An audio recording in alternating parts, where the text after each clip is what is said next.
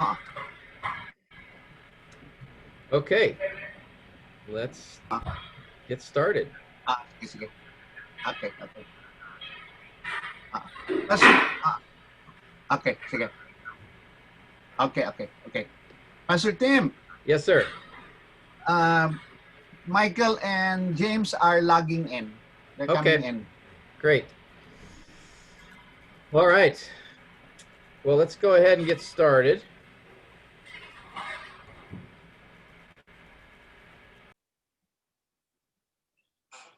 Let me, oh, looks like Pastor Allen might be able to make it too. Okay.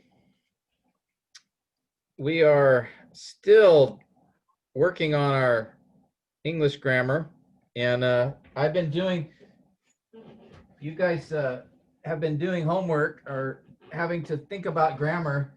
Well, guess what? I have too. See, now I have to get these English grammar books and study again. It's all your fault.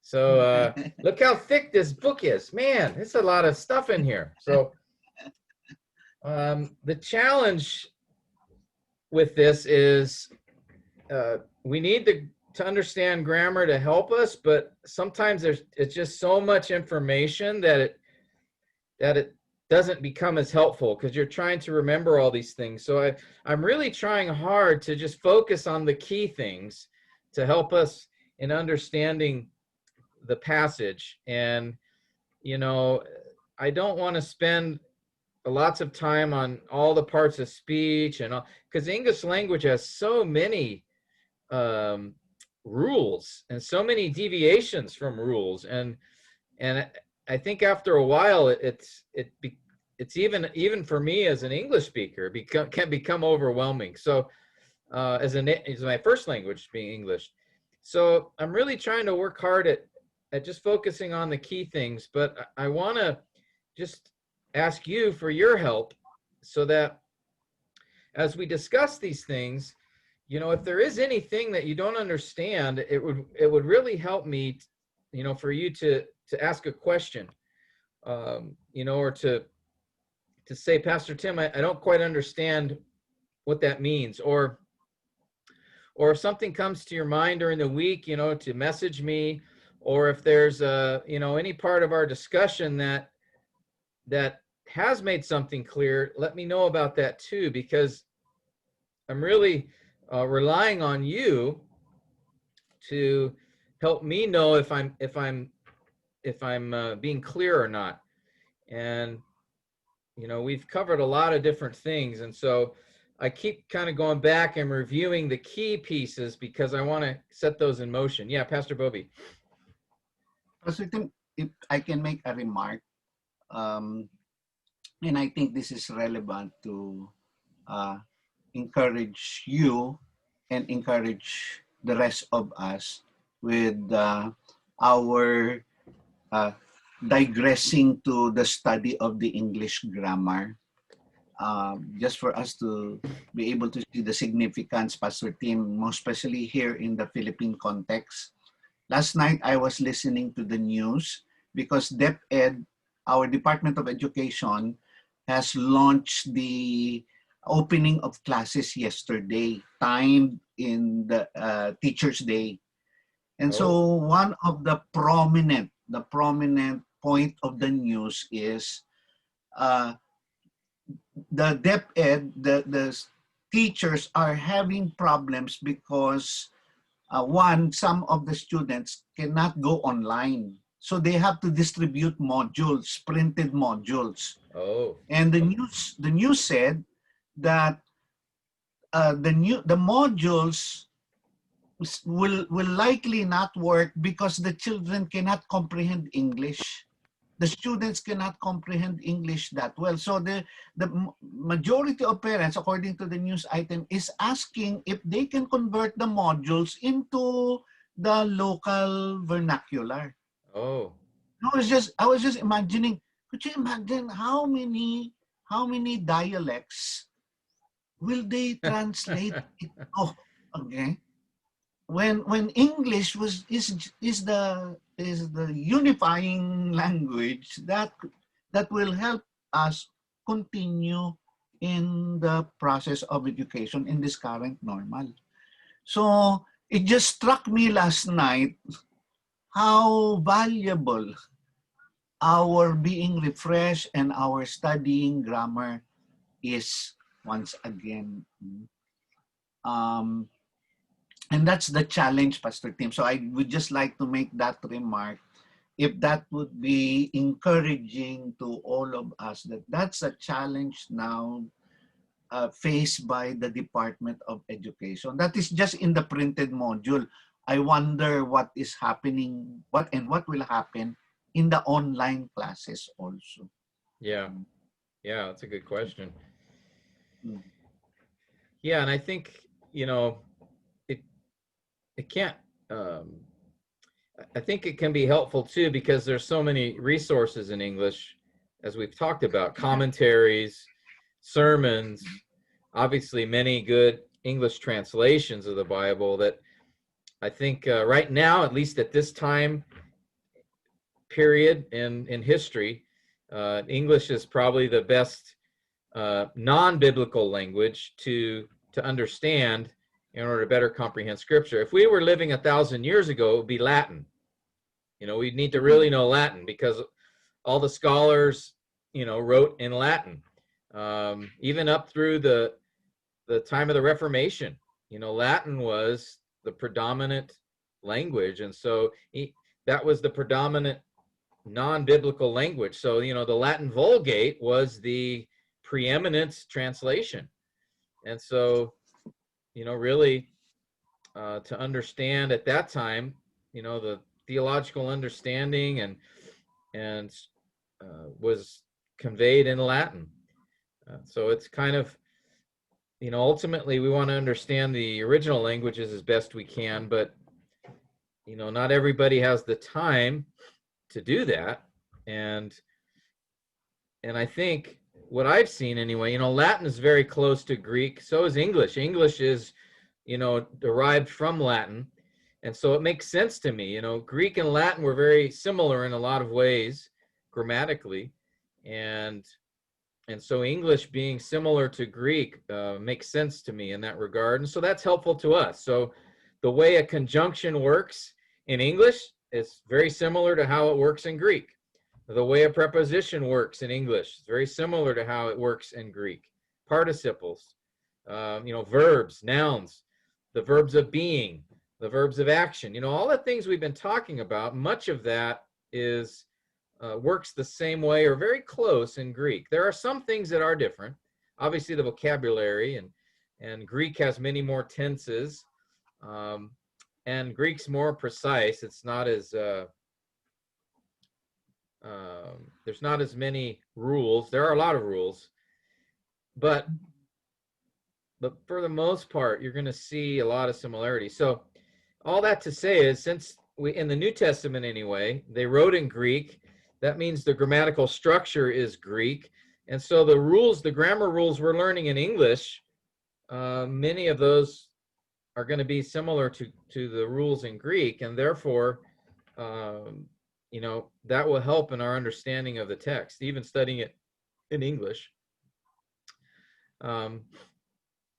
So yeah, I think right now, at this period of time in history, I think English is the best language to learn for biblical study outside of the biblical languages. And it'll be a great vehicle. If you guys any of you guys want to try to dive further into Greek, you know, understanding the English grammar it'll be a lot easier for you.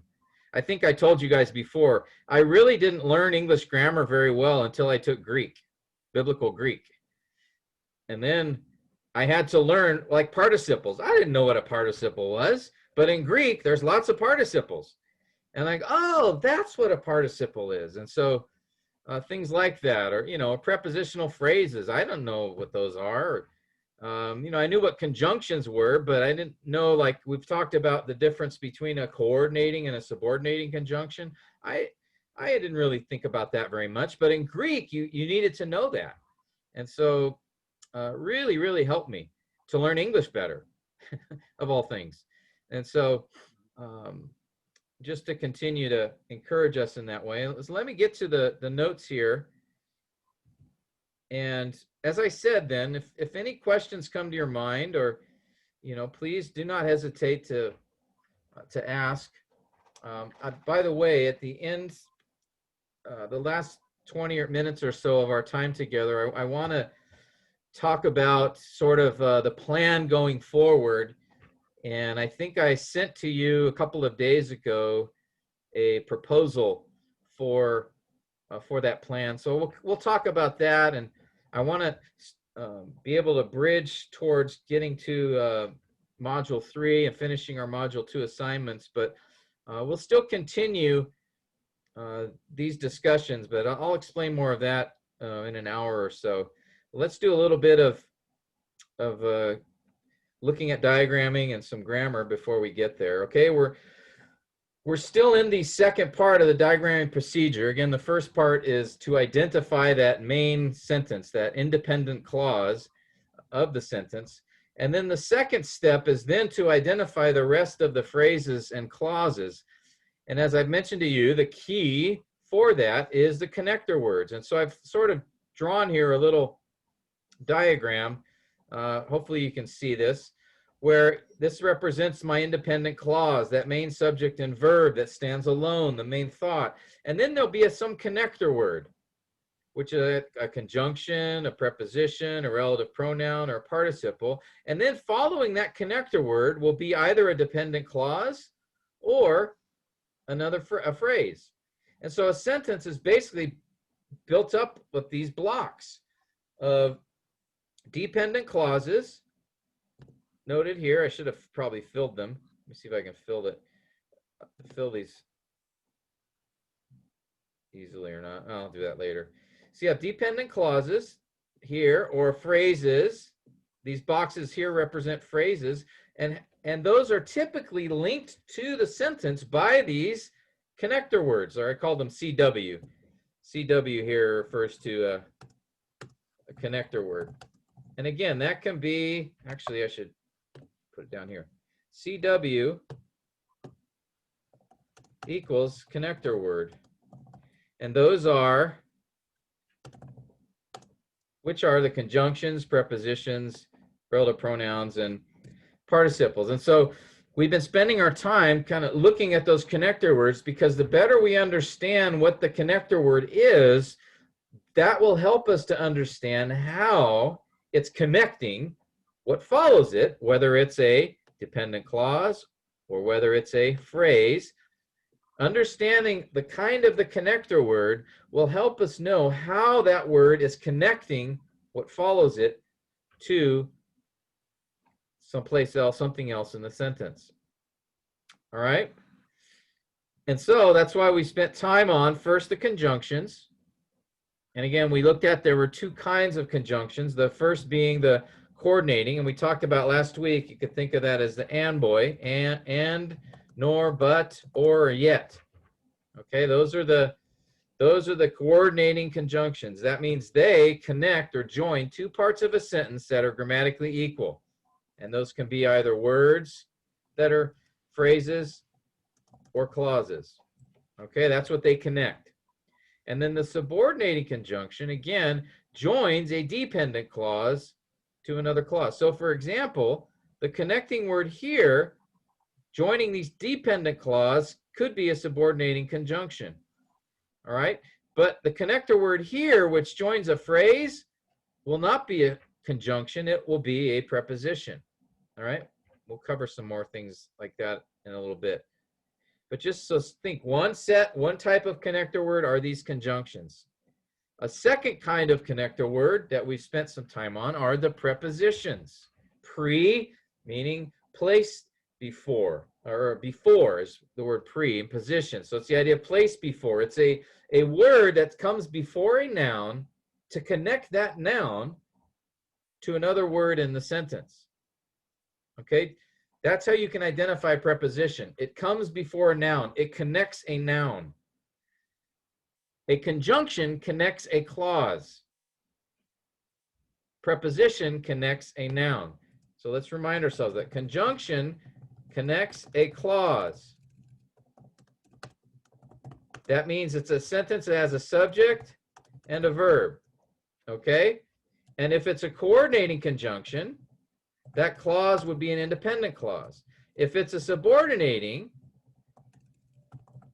then it's connecting a dependent clause, because again, that word, dependent, subordinate, to place under, okay?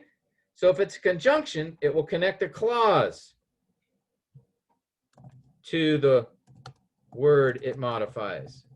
But if it's a preposition connects, I can spell, a noun to the word it modifies. Okay, that's the difference between them. Preposition connects a noun, so you'll see a noun come after it. A conjunction connects a clause, so you'll see a subject, verb, maybe an object. Okay? This will be important because later on we're going to find there are some words, for example, for, so, trying to think what else. Sometimes that these are words that can be a conjunction or a preposition in English. And so how do you know which is which? Well, you need to look and see what follows it. We saw that example, I think, for the Romans passage. Let me see if I have it here. If I do. Let me show you. Let me pull that file up real quick. I think this will be important too. Okay. I think this was last week. We covered that.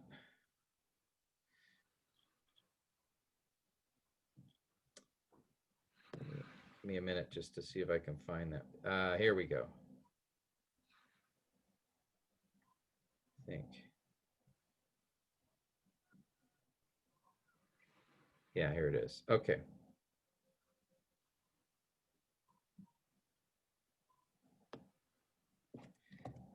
I'll just pull up. This is Romans chapter 1, verse 16. We looked at last week. This is the diagram for it. And we saw this word for appear both as a conjunction here and here, and then here it's not a conjunction, but actually it's a preposition. How do we know that? Well, notice what follows. Here, I'll just do the verse. I'll take it out of the diagrams so you can see it more easily. I'm undiagramming it. Okay, so here, notice we have this word for at the beginning of verse 16. You guys see that? Now, how do I know? The word for can be a conjunction in English or a preposition. How do I know which one it is? Well, I just look at, well, what follows it? For I. Now, it's not just I have to have this whole sentence here. I am not ashamed of the gospel. Okay? That follows the word for here. So therefore, this for is a conjunction because a clause follows it. You see that? You can't just say, well, there's the noun I. Well, for I. Well, I doesn't stand there by itself. Okay? I has to go with this entire sentence. I'm not ashamed of the gospel. So I know this for, this first for here, is a conjunction. Okay? This next for. Because, or sorry, for it is the power of God. For, again, so I ask, okay, is this a preposition? I'm talking about this one here. Is this a preposition or is it a conjunction? Well, what follows it? Now, the word it is a noun, but it doesn't stand there alone. It's connected with it is the power of God. So that's a clause. Subject, it, verb, is. Okay, so that tells me that for is a conjunction. So let's just summarize right here. This for, So, yes, go ahead. Pastor Tim, so is it a rule? Is it always a rule that when a preposition is succeeded by an independent clause, then that preposition is functioning as a conjunction? Just Is a that a matter? clause, independent or dependent, doesn't matter. Okay, so independent or dependent clause. Yeah, but the key is clause. A clause follows it. So it converts the preposition now into a conjunction. Well, yeah, it doesn't Is that a convert matter? it. It just is. The word for there is a conjunction because of this phrase, of this clause that follows it. It's the same for the next one. For it is the power of God. Yeah, go ahead. Excuse me. Yeah. If you have because there, if he rather than for, he used because. That will change the whole thing, right? In what way? Or would it change it? Yeah.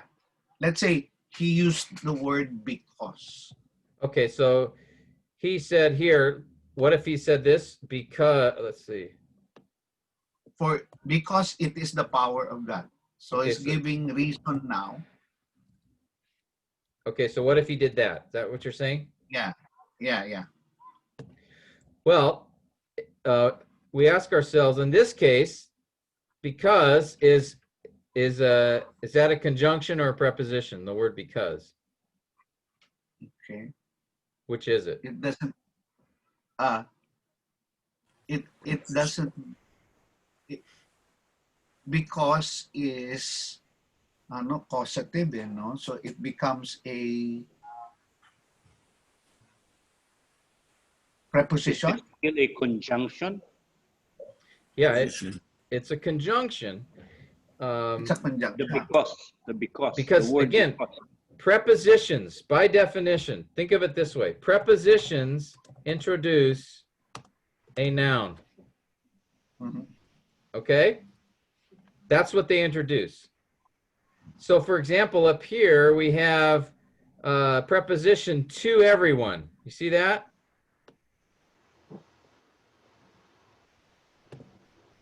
To everyone. Notice what follows to everyone. That's a noun. So it always must follow a noun. It must come before a noun. Yeah, it's always followed by a noun. So that's how you can tell. I was going to cover this a little later, but we can do it right now. If we think of this way, you have a connecting word plus a noun. That's going to be a preposition. The connecting word will be a preposition. Okay? Or a participle.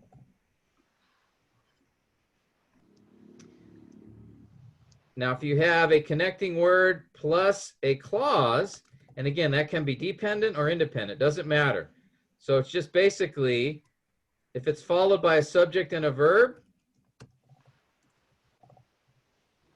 then the connecting word is a conjunction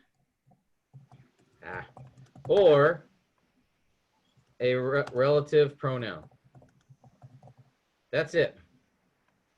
Okay, so we're going to cover 4 kinds of connecting words: conjunctions, prepositions, relative pronouns, which we haven't gotten to yet, but we've talked about those in the past: who, whom, which, that, whoever, right? Those are relative pronouns.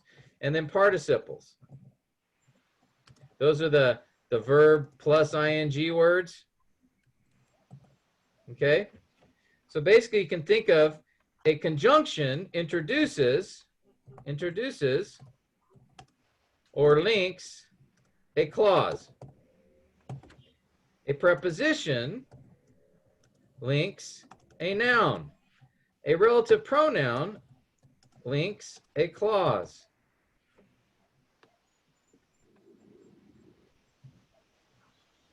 And the participle usually will link a noun because it's going to be the object of that verbal action. Okay? So you see there's 4 connector words, right? You see that here. Let me number them. You got 1, 2, 3, 4. Now we're not talking about punctuation. That's later. That's something different. But here we're just looking at, okay, these are the connector words. Something we need to memorize. Yeah. So there's 4 types. The conjunction, the preposition, the relative pronoun, and participles. Those are going to link, just like I showed you in this picture up here. These connector words that are in yellow, those will link clauses or phrases to the sentence. Okay, so maybe I'll just put this down here.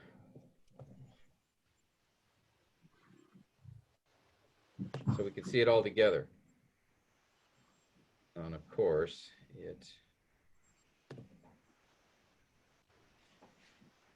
okay. All right, so can you see that all together? I'll put these down here below because that'll make it clear. All right, this is the whole thing right here. This is the whole enchilada, guys, as far as the diagramming is concerned. Once we identify that independent clause, that's this guy here. I'm going to give him a color because I like to have colors. So we'll make the independent clause blue. That's my favorite color. All right. That's the main guy, the main subject and verb. We look for that first. That's step number 1. Step number 2. So this is step 1. Step number 2 is now find the dependent clause, the other clauses and phrases in the sentence. How do we do that? We do that by identifying the connector words, okay, which are in yellow. What are the connector words? Well, those are the conjunctions, the prepositions, the relative pronouns, all these guys down here, the participles. Now, sometimes you look at a word and you think, I don't know, is this a conjunction? Is it a preposition? What is it? Well, one way that can help you is to know, well, let me look at what follows it. If a clause follows it, then it's likely a conjunction or a relative pronoun. Now, relative pronoun is pretty easy. It's just going to have one of these words in front of it. There's not too many. Who, whom, that, which, whomever, whoever. That's pretty much it. Okay? And it's really going to be... all of them start with W, Pastor Tim, except that. Except for that, yeah. How about those, Pastor Tim? Same, no? Those? That and those?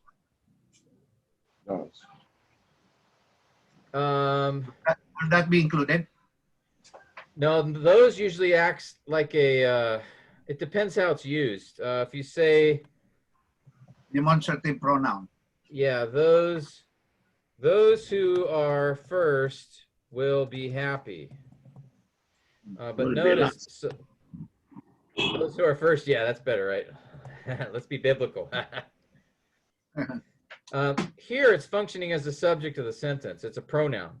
But if you say those men are first, now those is functioning like an adjective. Which men? Those men.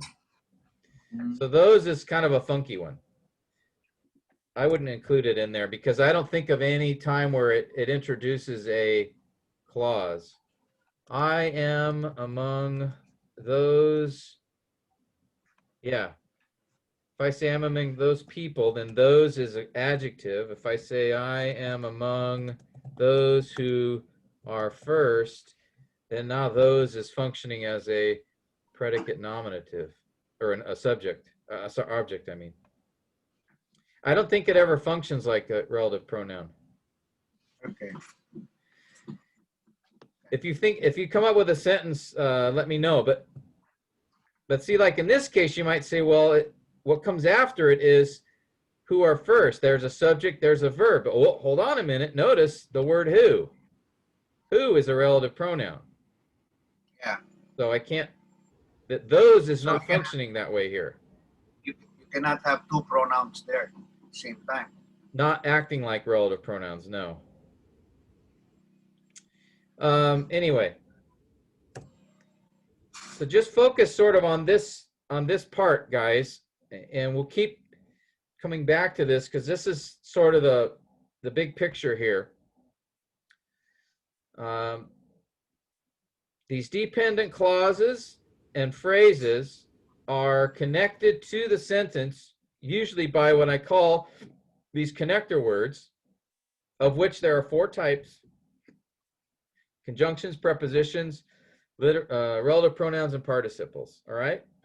And so what we're doing right now is just sort of looking at each of these connector words and trying to get a better understanding of what they are.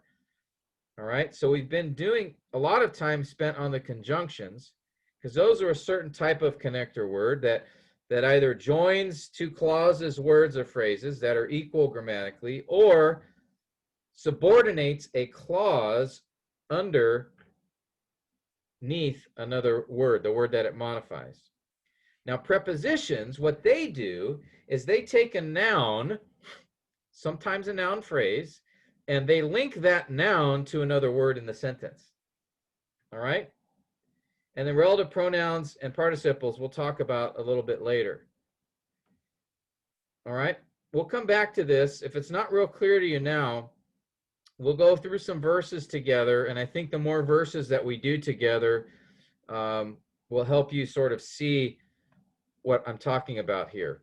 All right? But this is a key figure I'm going to show several times just to get that in your mind as far as what's going on here. We're trying to identify these dependent clauses and phrases. The way we do that is look for the connector words. And the connector words, there are these 4 different types, and each type has a different way potentially that it's connecting that clause or phrase to the sentence. All right. So let's. Pastor Tim, Yes. excuse me.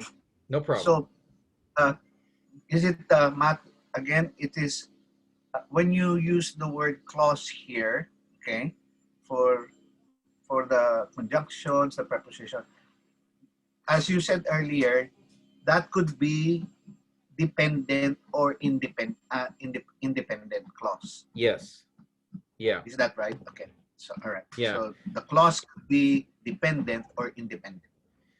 Correct. Now, that's why we spent a lot of time on the subordinating and coordinating here, because a conjunction, it connects a clause, but if it's coordinating, that clause will be an independent one. If it's a subordinating conjunction, that clause will be, it could be coordinating can link an independent or dependent clauses together, but a subordinating only links dependent clauses. Because subordinate, it puts under. Only links. Yeah. Dependent. Only clause. links dependent clauses. That's why it's helpful to know what conjunction it is. If I have the conjunction and, that's coordinating, right? The and boy, remember and boy? Nor, but, or, yet. If it's one of these conjunctions, it's coordinating. So I know, so it's either linking an independent or dependent clause, but if it's any other conjunction, if it's for, because, right? So then, therefore,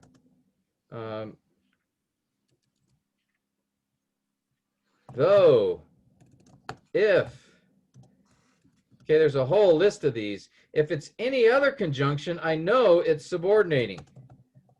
So that tells me something very important. That tells me, which tells me that a dependent clause follows it. The clause must be dependent because the conjunction is subordinating. Okay, that's why this is important. I'll bring this back up when we get to our scriptural examples, if it's not clear to you guys right now. Okay? In fact, let me see if I can find one from last week.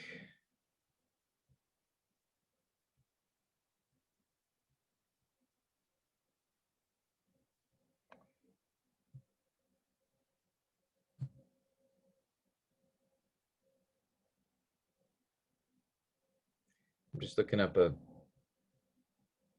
biblical passage we covered before.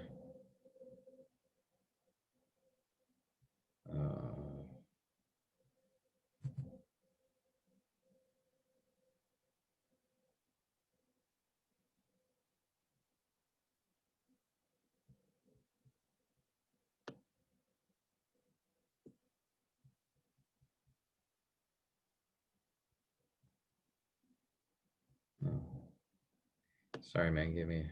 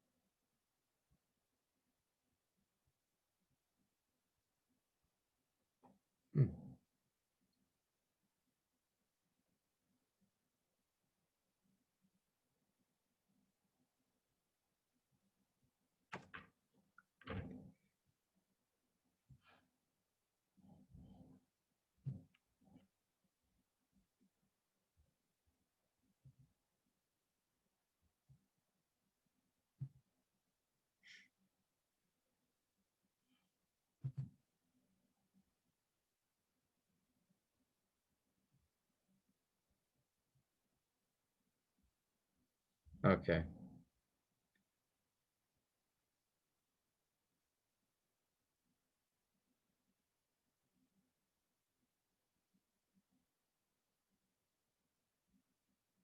Let's go over this example again.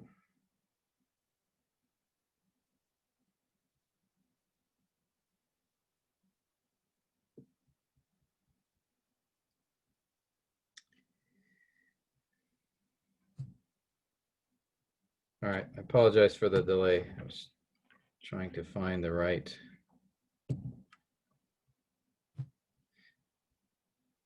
Okay. Let's go through this passage together again. All right. And I just identify the conjunctions. So as we look at verse 21, let me ask Pastor Arndt, I'm going to ask you, just verse 21, tell me the conjunctions that you see. Okay, may I read first? Yes, go ahead. And although you were formerly alienated and hostile in mind, engaged in evil deeds, yet he has now reconciled you in his fleshly body through death in order to present you before him holy and blameless and beyond reproach. Conjunctions and although we're formerly alienated. We have another here, and who's, okay, and then yet. Very good. He has now, and then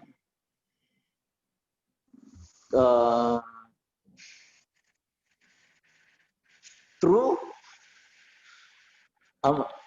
Through this one, through. Okay, here's a good place to stop and pause. Through, it sounds like it might be a conjunction, right? Yes. But let's look at what follows it.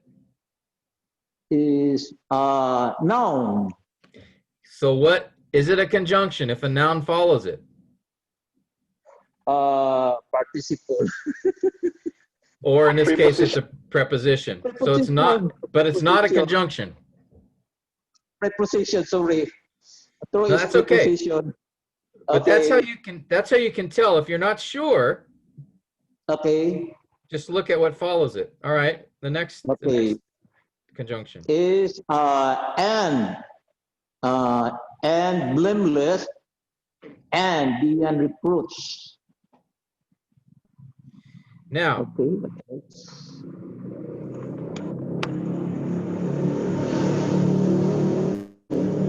okay, Okay. is that all of them? Hmm, okay. Let me see. And although you were communicated in mind, okay, in this in every days, yes. I believe so, Pastor. Okay. Anyone see any others? I see two more. In Oh, order. two more. Yeah, two more. Although. Although, Although. yeah, this is a tricky one. I'll explain that in a minute. Okay, and then any others? In order. Yeah, in order to. In order. In order to. Okay. You have But that's right. You got most of them, so that was good. There's So, in, Pastor Tim, in his. yeah, in, okay, in his. Now notice, Preposition. Before. that's a Pastor Tim, before. preposition. It's a That's a preposition. preposition. There is And before. yeah, that's also a Before. preposition. Because notice what follows. His fleshly body follows in. So it's not a clause, right? Uh-huh. And then before, and then what follows it? Him. So that's a noun. So before is also Follows functioning as noun. a preposition. Yeah. It follows a pronoun. It's right before a pronoun. Yeah. Pastor Tim, what is the rule? If it follows a pronoun, so it functions also as a Preposition. No, we only Preposition. care about we don't care about what it comes after. We only care about what it comes before. So for example, in order to present you before him, all right, if we're just focusing on that word before, uh-huh. we don't care about this side. We care about what follows it. Yeah. Okay? Prepositions, because these connector words are linking what comes after it. All right? Like I had a clause, independent clause, right? Plus connector word, plus a phrase, and then maybe connector word plus a dependent clause, connector word plus a phrase. But see, what's important is what comes after the connector word, not what comes before it. Because the connector word, if I could draw an arrow here, see if I can do this. A connector word, all right, I'm going to try this. I don't know if it'll work. What you care about is what comes after.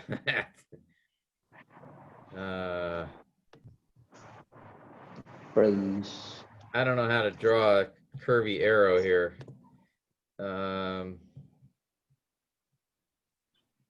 See if there's a. Pastor Tim, Michael is home alone. Michael's home alone. The position of his hands, look. I have a toothache. Oh, Oh no. sorry.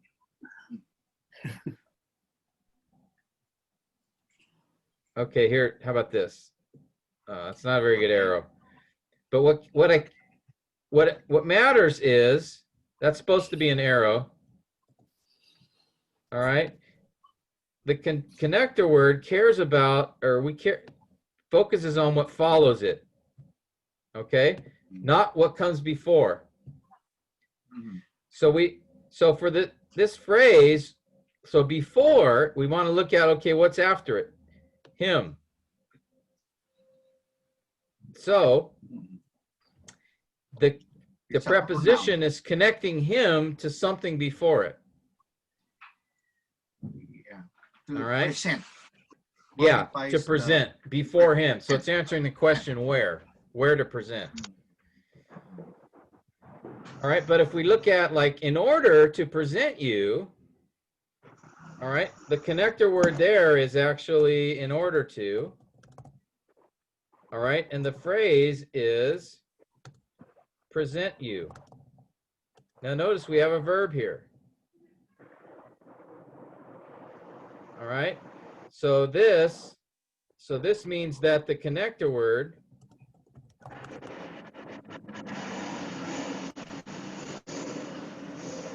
is not a preposition in this case. In order to is a conjunction in this case. Okay, but this phrase before him,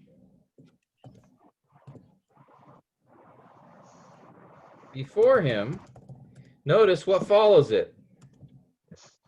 Him follows before.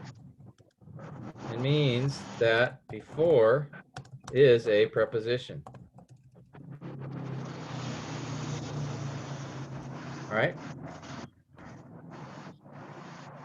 So that's, Pastor Tim, yeah, it's a little bit complex, ano? In order to, is yeah, a whole, it looks like a whole phrase yeah, functioning as a conjunction, yes. as you mentioned. Yeah. Yeah, Subordinating. there are conjunctions that are more than one word, right? We have in order to, we have so that, we have in order that, for this reason, In addition so to. then. So these are all conjunctions, and they're more than one word. So yeah, it does confuse things a little bit, because now inside the word you have that, right? Or you have for, you have so. So you just have to get used to, you know, the more study you do, the more you'll see these kinds of words, and you'll just have to get used to recognizing them as conjunctions. So the idea, Pastor Tim, is look into the details, look very close, and then, but from time to time, move out, zoom out, so that we will be able to identify. And for example, here, if we identify in order to, okay,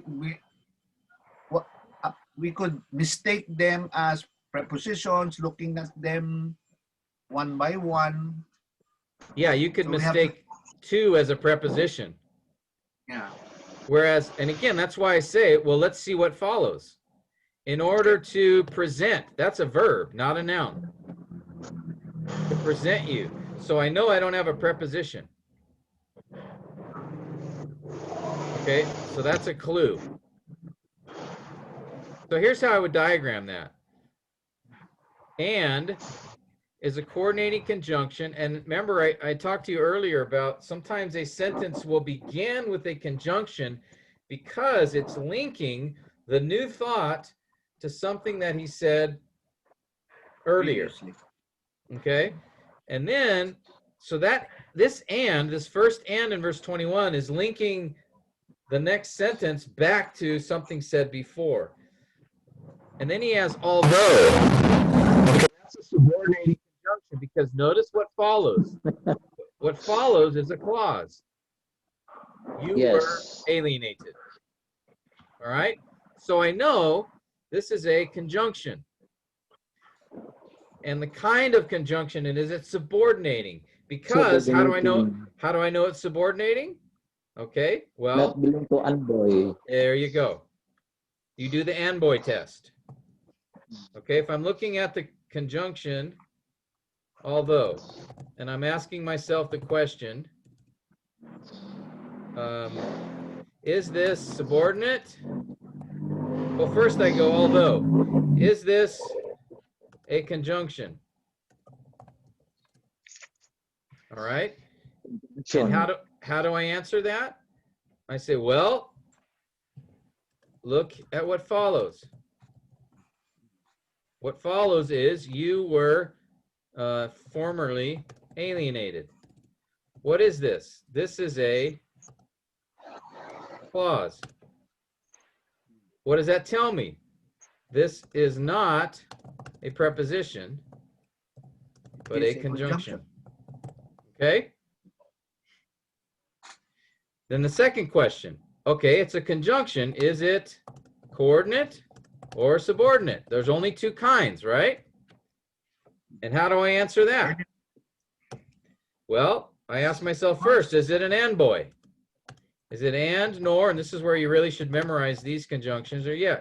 So although is not any of these. Mhm. So it is not from and boy, therefore it is subordinating. All right, now just knowing that, looking at this one word, we've already learned something very important. We've learned that this clause is subordinate. That means it's modifying something else. It's a dependent clause. How do I know it's dependent? Because it's a subordinate conjunction. How do I know it's a subordinate conjunction? Because it's not an and boy. It's not a coordinating conjunction by definition. And I know it's a conjunction because there's a clause that follows the word. So this tells me that you were formerly alienated is a dependent clause. That means it is modifying another word in the sentence. All right, that's a very important insight, exegetical insight, because that's already telling me, okay, I know it's dependent. So that means it's modifying something else. It's not the independent clause. It's not the main statement. It's a That's supporting not the main statement. statement. Okay? It's a supporting statement. Now, what is it supporting? Wow, that's the next step. That's step 3 in the diagram process. The next step is to figure out, okay, what does it modify? And because that's when we go to that, what question does it answer? And we'll talk about that when we get to the third step later. But to this point, you should be able to answer these 3 questions. I have a connecting word. Is it a conjunction? Well, look at what follows. And then if it is a conjunction, is it coordinate or subordinate? Well, I can answer that too, because if I know and boy, I know whether or not it's coordinate. Now, there are some, we talked about those correlative conjunctions. Remember, both, and, either, or, neither. Did we talk about that, guys? We touched on it a little last time, Pastor Tim. Okay, we'll touch on it again a little later.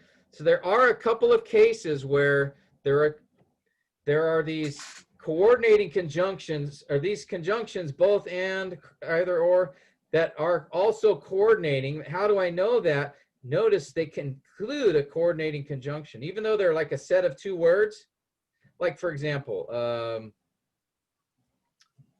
he was both happy and sad.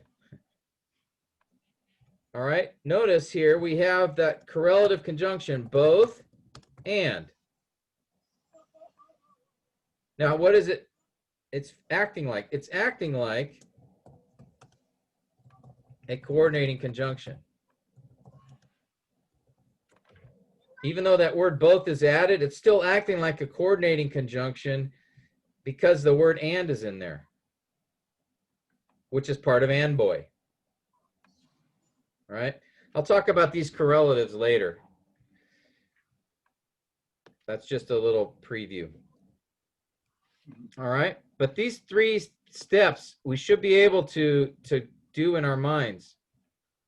So if we let's look at another one. And although, yet. Let's talk about this conjunction, yet. What follows it? We ask ourselves, so let's do Pronoun.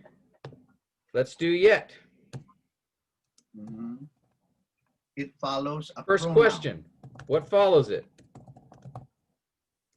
Okay, And well, yes, a pronoun follows it, but does the pronoun stand by itself? no, it is a clause, Pastor Tim. It's an independent clause. Yeah, he has now reconciled you. It's not just he, because he doesn't stand by itself. Mhm. Yet he, well, there's more to it. There's he has now reconciled you. So this is a clause. Oh, All right. So that tells me, what does this tell me? Is the word yet here a conjunction or a preposition or something else? Preposition. functioning as a Okay, again, look at what follows it. He has reconciled you, or now reconciled you. It's a clause. Conjunction. It's got to be a conjunction. Conjunction. Okay? Because Yeah. it is a clause, then yet must be a functions as conjunction. conjunction. Now, what kind of conjunction? Coordinating. Coordinating. Yep, Coordinating, sir. it's coordinating, right? Because of and boy. All right, and, nor, but, or, and here it is, yet. Now, we could have just skipped to and boy right away, right? Because we see, the word yet. That's a coordinating conjunction. Bang, I'm done. If you memorize and boy, that'll help you. So you can look at, we should be able to look at like this, when we first looked at the verse here, you should be able right away to spot the and boy. Memorize and boy. Because then what you can do is, if you memorize and boy, you just remember that next to you, and, nor, but, or, and yet. Now I can just scan these verses and look for one of these 5 words, right? Just look for any time you see any one of these 5. And, let me continue. And, do I see any more? And, nor, but, yet. Yet. In his fleshly body in order to present you before him holy. And. Okay, right away, I should be able to see the coordinating conjunctions quickly if I know these 5 words. Now, I didn't get all the conjunctions from this paragraph, but I got the coordinating ones just by remembering and boy. See that? And again, and, but, and or are 3 of the top 10 words used in English. They're extremely common, if I remember right. And but or. I think so. And but or. I have to check that, but here I'll put. But they are extremely common.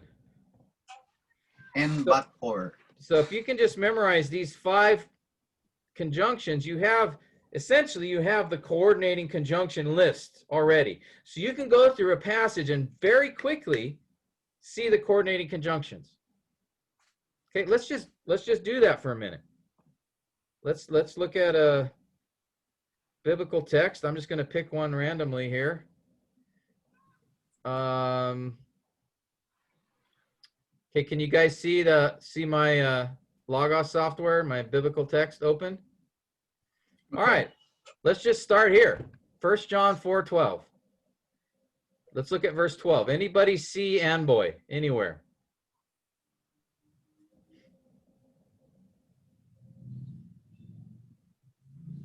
And. There's an and. Mhm. Let me see if I can get. Under answer. Another. Okay, where are we? By. So verse 13, there's an and. Because. Yeah, I'm just looking for and boy right now. Because is a conjunction, but verse 14. And.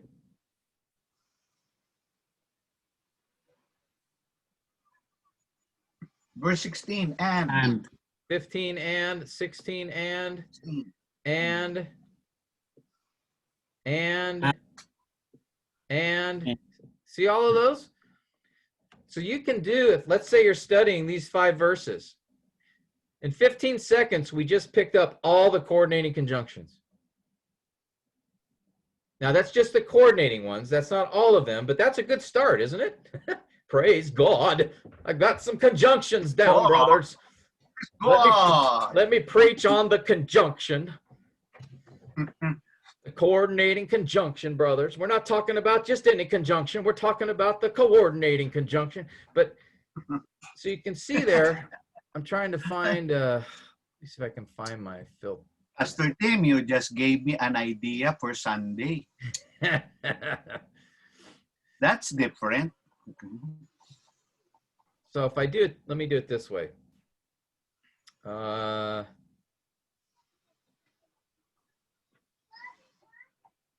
look, okay, here, let's do this one.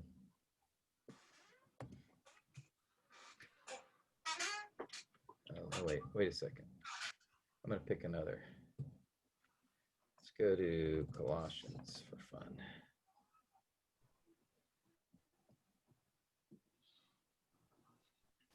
All right, I'm just going to take a chunk of verses.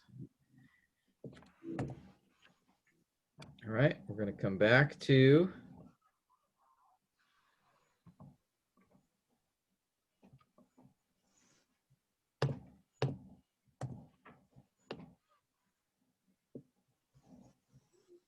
all right, I'm just going to take, I just pulled those randomly. I'm going to ask, let's see, who's next? Okay, ask Garzon. What I want you to do is just take verses 3, 4, and 5 and just look for Amboy. Tell me what, when you see a coordinating conjunction. What passage, Pastor Tim? Oh, sorry. Did I share the wrong file? Yeah. I put it on the wrong one. All right, can you see it now? Yes, Pastor Tim. All right. So just take verses 3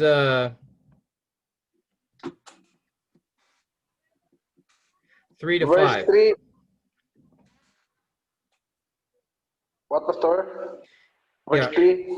3 through 5. Tell me the coordinating conjunctions. And boy only. And yeah, and boy, right? That's the coordinating conjunction. Yeah. That's all we got to remember. Verse 3. And between God and Father. Okay.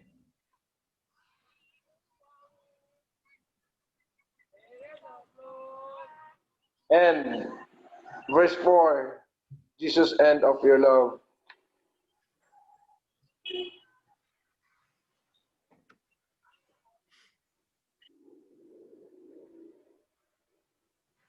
And verse 6. And is bringing. Okay, good. And Selma, why don't you keep going? Go verses 7 through 9. Oh, we have one more in verse 6. Heard and knew. Yeah. Verse 7, sir. Okay. I try to look the envoy, sir.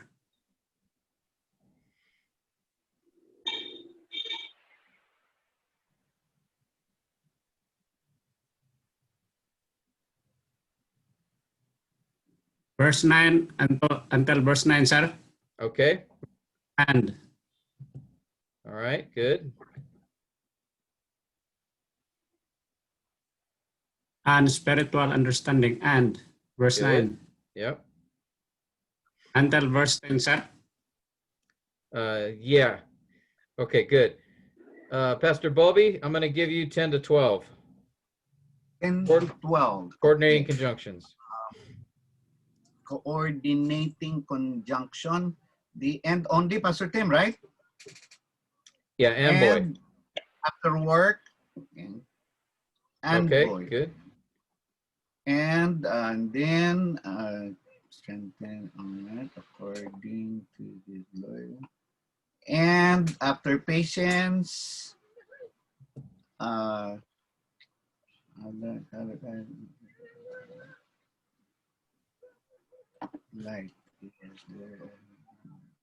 and here after darkness, we have redemption through his blood, the forgiveness of sin. Okay. Let me go back, Pastor Tim. Let's see, boys, right? So, is there any other for boy? Beginning in verse 10, right? Yes. All right.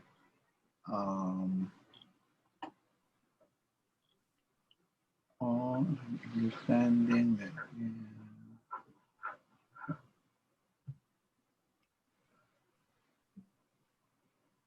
According to his glory for all patience and long suffering. I think that's it, Pastor Tim. That's it. Yep. Uh-huh. That's all of them. So, I mean, basically, and in this case, the word and obviously is the only one we see as far as the coordinating conjunctions. Now, there are several other subordinating conjunctions that are here. Since, because, That. yes, sometimes that, for this reason. In verse 10, it begins with that, Pastor Tim. That, yep. And then you have a whole clause there. You may walk worthy of the Lord is an independent clause. See, I think that's all the conjunctions here. But my point being is, if you just memorize amboy, you can just doesn't take very long just to read through your passage, and you can find the coordinating conjunctions, fairly quickly, because it's only 5 words you're looking for. Okay. So that's a good start. At least you can get started. This again would be after you identify that first, that main independent clause, which in this sentence is, we give thanks to God.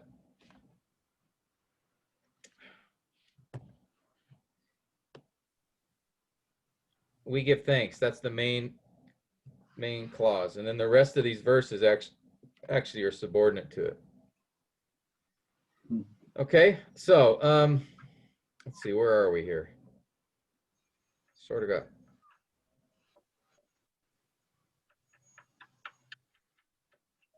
Yeah. Well, we're in the Pastor Tim, the steps to you were discussing, Pastor Tim, the steps. Yeah, let's see. Okay, here, so we can do another quick one here. Let's have Pastor Noor. I'm going to ask you on this passage, just look for the coordinating conjunctions. Just look for and boy.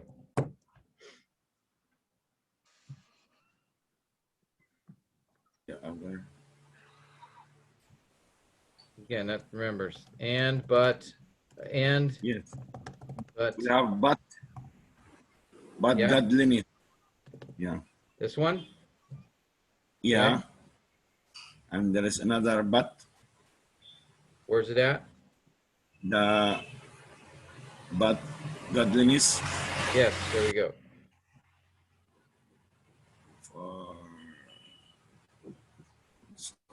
That is it. All right. Any other and, nor, but, or, yet? I see one more. One more. To do for.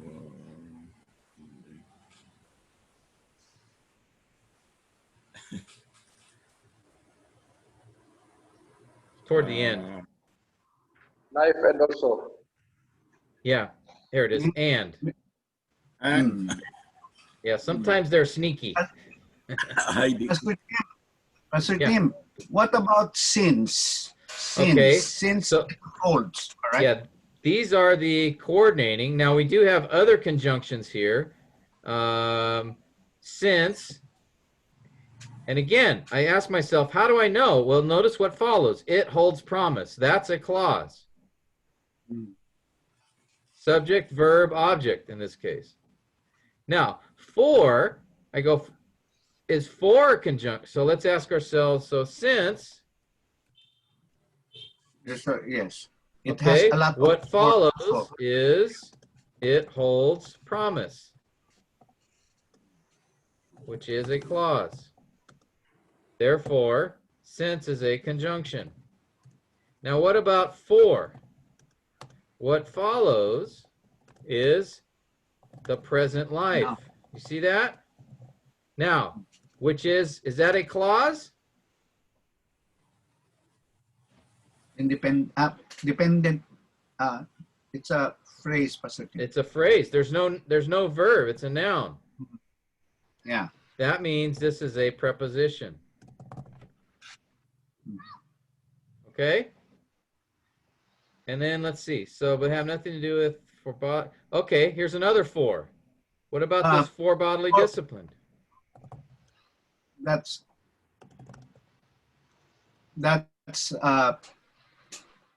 a phrase, Pastor Tim. Yeah, because it's bodily Dependent discipline clause. is only of little profit. Yeah. Okay? That means this is a, sorry, which is a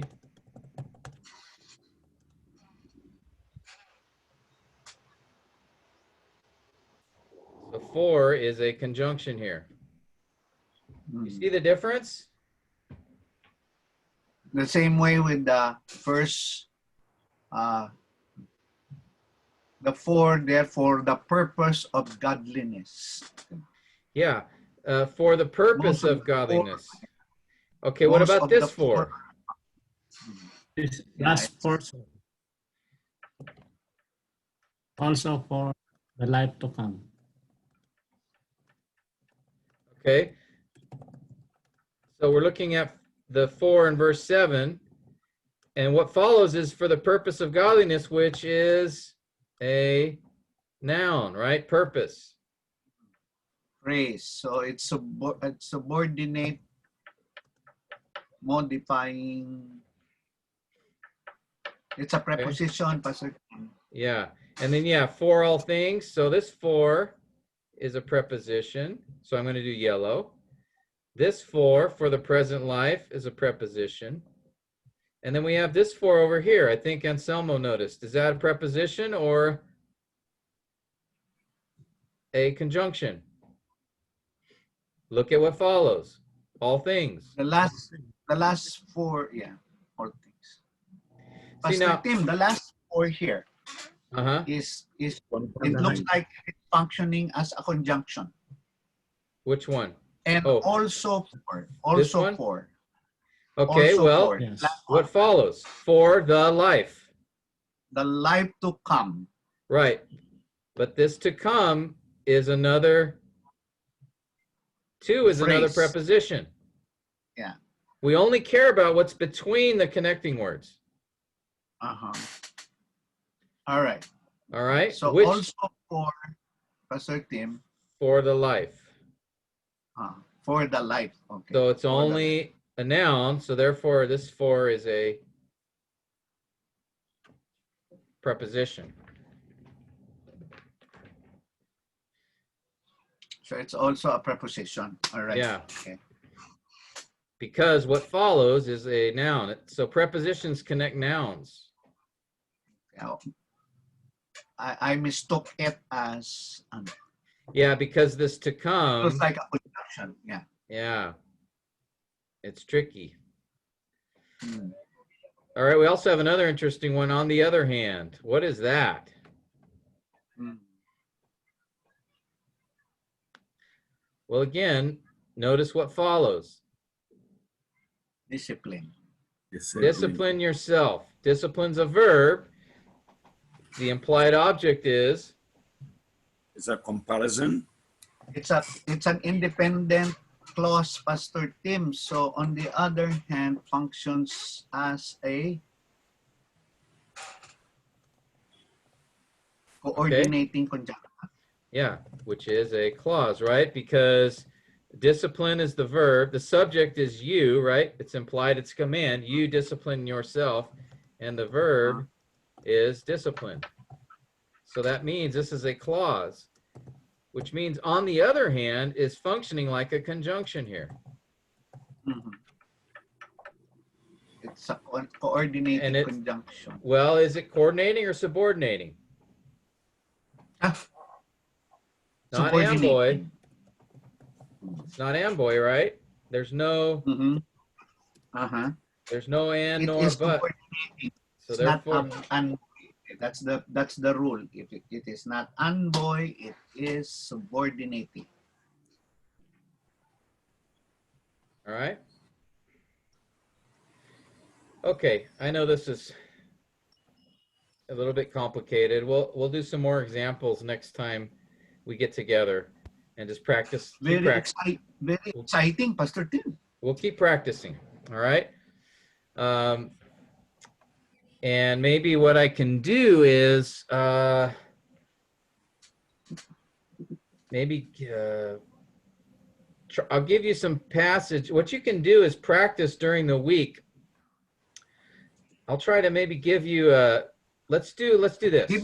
Give us assignment, Pastor Tim. Assignment. Yeah, let's do one paragraph only. Yes, Pastor Tim, assignment to practice.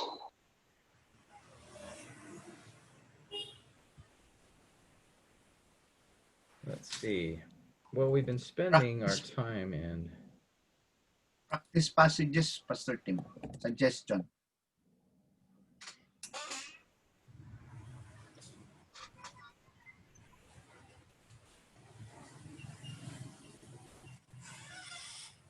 Okay, let's do this. Let's do this passage, Romans 6, verses 10 to 20. Okay, that's the armor of God passage. So Romans 6. It's Ephesians, Pastor Tim. I'm sorry. Ephesians. Yeah, I don't know why Romans was in my head. Thank you. So identify the conjunctions. So first, do coordinating. All right? Just look for and boy. And then, second, identify the subordinating. All right? And then to do that, you're just going to ask yourself, so ask yourself what follows the connecting word. Okay? Is it a clause or noun? All right? And that'll tell you if I have a conjunction or preposition.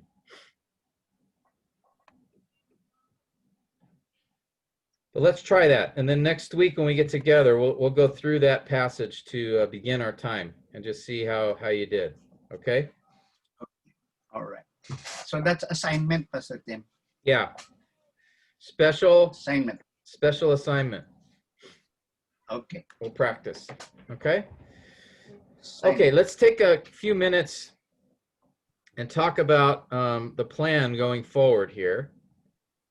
Let me pull up that file. Oh, where is it? Okay, I've got to find it.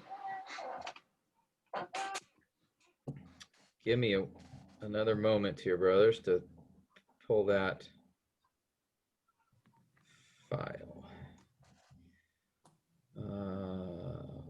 Okay.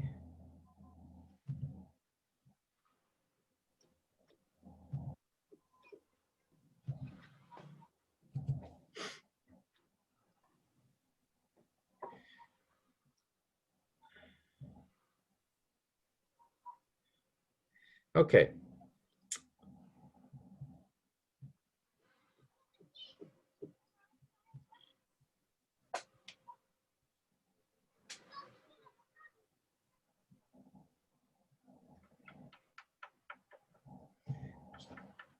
All right. Hopefully you can see. This is what I sent you guys a few days ago. Okay. This was the plan going forward to get us now getting our assignments done for module 2 so that we can be moving towards module 3 of poetry and wisdom literature. Okay, so what I'd like to do is beginning in 3 weeks, what I'm going to have you do is this. We'll continue our Zoom meetings weekly, and what I plan to do is we'll keep going through these steps that we've been doing. So we'll keep going through some of the grammar and the diagramming, and then we'll look at word studies again and some of those other steps. We'll continue doing that for the first hour of our Zoom meeting. And then the second hour, what I want to do is cover, I'm going to have you do, an assignment will be due each week. All right, these are the assignments that have been due for module 2 the last year almost. So some of you guys have finished them or done most of them. You're okay. Some of you need to catch up. So this is the plan that I put together to help you catch up. All right, but this is going to mean if you haven't been diligent or haven't been able to finish the assignments previously, you're going to have to really focus in here and get them done from here on out. Okay, and so my plan is to, beginning on the 26th of October, so 3 weeks from today, to or sorry, that'll be 27th for you guys. I think I'm off a day. This is my date, 26th. Your date will be 27. I'll have to resubmit this. But beginning 3 weeks from today, we will talk about the first assignment that's due for your Old Testament passage. That's the background literary context. So what I'm going to do is I'll post an example for you of what to do for that homework assignment. And then we'll talk about it on the 27th. All right, not the 26th here. This is incorrect. It should be the 27th. So we'll discuss that. And then if you have any specific questions for your passage, all right, that will be the time to bring it up. All right, if you want me to answer any specific questions for your text, then let me know, or you can bring it up in that meeting. All right, so we'll spend the first hour just discussing the general principles on what we've been doing the last few months. But then the second hour of that Zoom meeting will focus on the assignment that is due that week. And we're just going to go through one assignment each week. So October 30th, you'll need to have completed assignment 1 from your Old Testament passage, Ruth or Jonah. And then the following week, we'll do assignment 2, which is the character and setting analysis. So we'll talk about that assignment at the Zoom meeting, answer any questions that you have, and then it'll be due on the 6th of November. And then we'll go to assignment 3.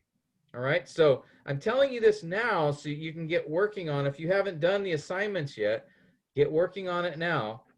All right, there is an example posted on Canvas for each of these assignments.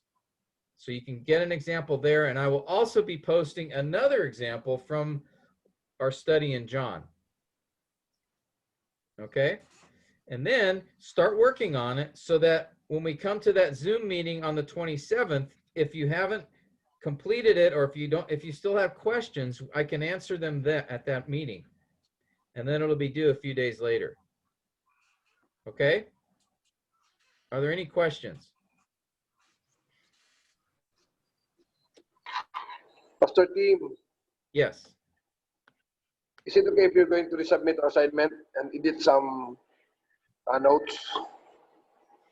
Yeah, that would be fine. That would be great. If you want to redo your assignment or update it, then that would be great to do. Yeah. Okay, thank you, Pastor Tim. Okay.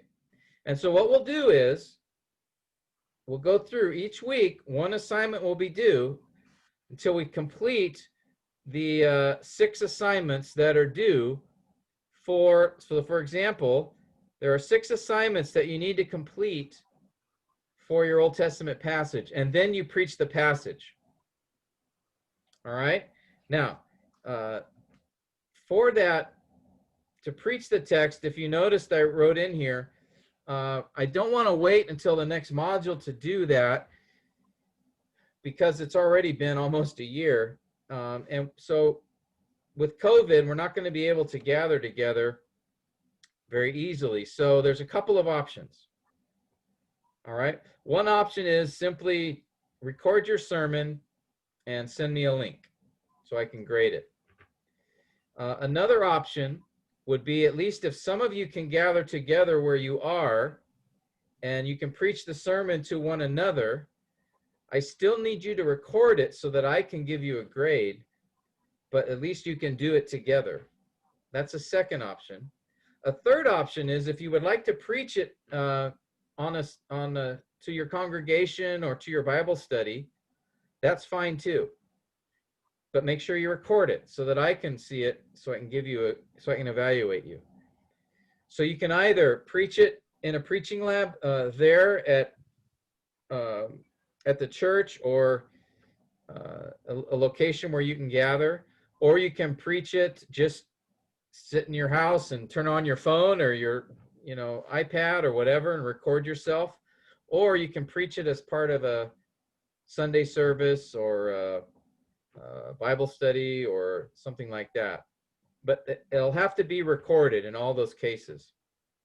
Now, if you do preach it for a sermon for Sunday morning or something like that, it's okay if it's longer than 30 minutes. All right? I'll only allow for that option to be more than 30 minutes. But if you preach So in you can go to 32 minutes. 32 minutes, yeah. So that doesn't mean 130 minutes, all right? But if you do an hour sermon, that's okay. If it's part of your normal service or your normal Sunday morning sermon or something like that. But if it is part of the preaching lab, or if you just record it individually, just do 30 minutes. Okay? And I did write that in the notes as well. And so the plan is, we'll take it 1 week at a time, do each assignment. We'll discuss the assignment before it's due. I'll answer any specific questions you have about your text. So anything that you have, I'll answer it. I've been doing that we started this week with the Cebu guys. So some of them were bringing up their particular Psalms, and they'd ask about it, and so I'd give them some feedback. So we'll do that, one assignment each week. And then once we finish the 6th assignment, then you'll need to turn in your sermon preached. And I'm giving you 2 weeks to do that, okay? And then we'll turn our attention after Christmas. We'll take a break for Christmas time. And then after that, we'll turn our attention to your New Testament passage from John. Okay? And then hopefully, by the time we're finished with those 6 assignments for your New Testament passage, hopefully we'll be able to gather together and we can do Module 3 together and then preach those sermons at Module 3 and do the poetry. We'll see how it goes, whatever the Lord allows. But at least my goal is to try to give you some more time, but we've got to be strict now, because we have to get these assignments turned in, because on October 30th, I'm going to sit down and grade those assignments. So they need to be turned in by October 30th for me. So it'll be October 31st for you. Okay? I'll change these dates to reflect that. All right? Are there any questions? October 30, Pastor Tim, is the background literary context of the Old Testament passages. Yeah, of the book. Yeah, so that's your overall examination of Yeah, the book. Okay. Jonah and Ruth. Correct. Jonah or Ruth, whichever one you have. Yeah. And then character setting analysis assignment by November 2 to Yeah, this will actually November. be the third. Yeah. I'm off a day. I had the wrong dates. Yeah. So these will Okay, they're- Pastor Tim, so that it will be early. yeah. All right. And so yeah, then That's okay. Don't change the date anymore, Pastor Tim. all right. But the Zoom meeting, those need to be your time, not mine. So Okay. All Oh, right. the Zoom meeting. the Correct, Zoom correct. meetings, Tuesday for you, but Monday for me. Mhm. Okay. Okay. So I think All right. that's all right. So I changed those. All right. Or resend this. Okay. Okay. So there's still time. You've got 3 weeks until, or almost 4 weeks until that first assignment is due. So if you haven't done any yet, start now so you can begin at least do work on it. And if you want to ask questions before you turn it in, that's fine. But at least get to work on these assignments. There are already examples on Canvas for all of these assignments. From, I think it's from, which example did I use? Was it John 9? I think it's John 9. I'll have to look. But you already have examples of these assignments and the format to follow on Canvas. But I will also provide you each week with the John 4 example as well. So you'll have 2 examples that'll be the same format, and that's the format I want you to follow. So again, if you've already turned them in and you want to resubmit it, that's fine too. I will take a look at that. Okay, but the key here is these due dates. All right, I don't want you to miss these dates, all right? Because those are key. We got to stay on track if we're going to be able to finish everything by the middle of February. And then be ready for Module 3. Okay? And like I said, I'm happy to help if you want to Facebook message me if you have a question as you're working on your assignment, or if you want to bring your question to the Zoom meeting, that's fine too. So the Zoom meetings will have the first hour will be focused on exegesis, exposition that we've been doing, and then the second hour we'll turn our attention to the assignment that is due that week. Okay? Okay. And then if we're diligent and we're able to stay on it, then we'll have everything done essentially by middle of February, and then we'll see if things are opened up. We can have a module together there at the church, or if we can't, if there's still lockdown or something happening then, or lack of travel, we'll figure out an alternative. But I'm hoping that in that amount of time, things will be opened up. All right.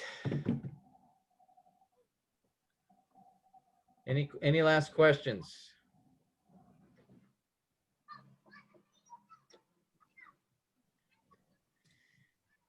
Okay. Well, again, I know this grammar can be a little challenging and maybe overwhelming at times, but we'll continue to work on it and keep working at it. And I think the more we do that, then the more you'll understand. And just as long as you're, Tim, yeah. we are challenged. We are challenged. Praise the Lord. Yeah. Praise God. Praise God. Praise God. Yeah, and it's kind of one of those things that as long as we're continuing to learn, there's always more to learn. There's always going to be far more to learn than we can Always absorb, a lot to learn. It's crazy. right? No matter what subject it is. Mhm. You know, we could talk about parenting. We could talk about the doctrine of salvation. We could talk about nuclear physics. We could talk about, English. Any topic we choose, there's always more to learn than we can grasp. All right. And so as long as though we're learning, that means, if today I know more than I did yesterday, that's good. That's progress. Okay. It's Now, keeping us young, Pastor Tim. It's keeping us young. Now, sometimes it seems like we're not learning anything because there's so much we don't know, but don't think of it that way. Think of it that I know more now than I did yesterday on this topic. I don't know everything, and I never will know everything, but at least I know more than I did before. And if you can say that, each time we meet, you learn a little more, a little more. After meeting so many times, you'll grasp more than you realize. Okay, but still, it's okay. You won't know everything. We've grasped a lot already, Pastor Tim. You're able to absorb a lot already, Pastor Tim. Yeah, you guys are doing great, and I just don't want you to feel discouraged, or if you're confused about things, what we have a phrase here in America: join the club. We're all confused about stuff, but at least the key is it's kind of like the illustration I like to think of is some people they're kind of negative. They look at things like, you've heard the expression, the glass is half empty, right? They look at a cup and they say, oh, half of it's gone. Okay. And then there's other people that look at a glass and they say, oh, look, I still have half left. Or the person that, you're climbing a ladder. There are some people that they look up and they go, oh, I have so far to go.